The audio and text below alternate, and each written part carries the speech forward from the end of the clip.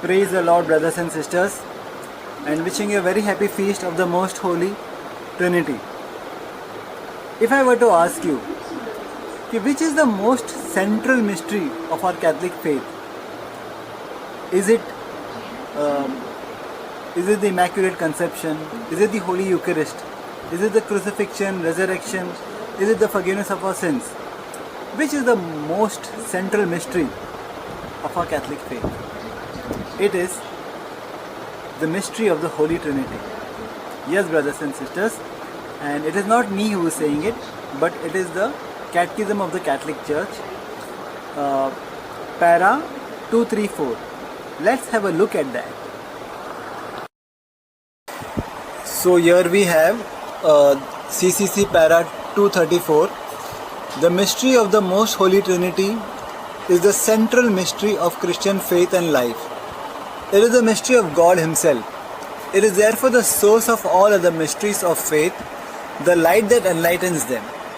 So let's stop here, because here we realize it is a central mystery.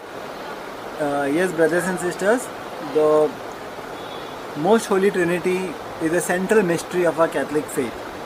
When we enter the Catholic faith, when we are baptized in the name of the Father, the Son and the Holy Spirit. Three persons, one God. At the celebration of every Eucharistic Mass, the priest blesses us with, "May the grace of Lord Jesus Christ, the love of God and the fellowship of the Holy Spirit be with you all." He blesses us in the name of the Trinity. In fact, this is the second reading of today. This blessing is taken from the scriptures, from the second letter of Saint Paul to the Corinthians, final blessings. So these blessings are very scriptural and inspired by the Holy Spirit. When we enter the church, we make the sign of the cross. To remember what God did for us. He died for us on the cross. But when we do the sign of the cross, we also say in the name of the Father, the Son and the Holy Spirit. Because we remember who God is. Who God is in His being. He is one God, but three persons, Father, Son and Holy Spirit. Now let us see what readings the Church has chosen for today to enlighten us more about the Trinity. Normally we do the Gospel reading, but today let us do the Old Testament, the first reading. The first reading is from Exodus. Let's have a look at it. So the first reading is from the book of Exodus. Early in the morning, Moses went up Mount Sinai as the Lord had commanded him, taking along the 2 stone tablets. Having come down in a cloud, the Lord stood with Moses there and proclaimed his name, Lord. Thus the Lord passed before him and cried out, the Lord, a merciful and gracious God, slow to anger and rich in kindness and fidelity." Moses at once bowed down to the ground. So this reading is an account of how Moses went up Mount Sinai the second time, because the first time when he brought down the tablets, he had to break the tablets because his people had gone into idolatry. He has gone up the second time. God descends in a cloud to meet him, and then he gets the law later on. So this is a good account. But where is the Trinity in this? Where is the Trinity? So there is a tradition among the ancient Christians that although the Trinity is revealed to us after the Pentecost, after the Holy Spirit descends down on the apostles, the Trinity is revealed to us even in the Old Testament in shadows, in a hidden form.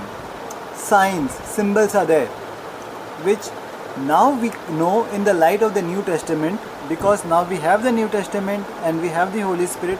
We are now able to discern the presence of the Trinity even in the accounts of the Old Testament.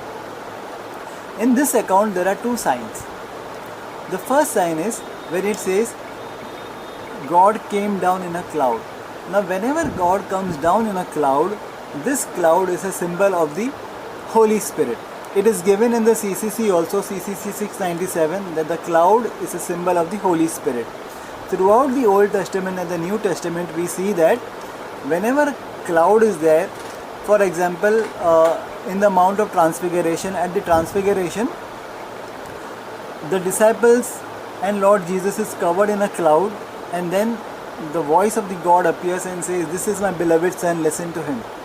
So here we have the Holy Spirit in the form of cloud. Jesus Christ the Son is there and God the Father is there. At Mount Sinai, the cloud is there to symbolize the Holy Spirit. Now the second sign is still more interesting. It says, the Lord came and stood next to Moses. In the Old Testament, the Lord refers to Yahweh, the covenant God. But now in the light of the New Testament, we know that Jesus Christ is addressed as the Lord in the New Testament. So you see this?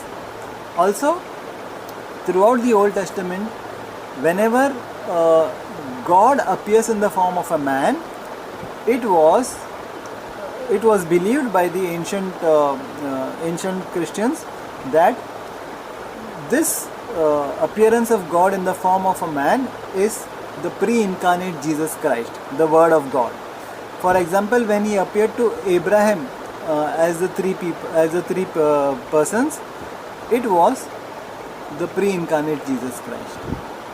So here also we have the Father, Yahweh, the Holy Spirit in the form of the cloud, and the Lord Jesus Christ.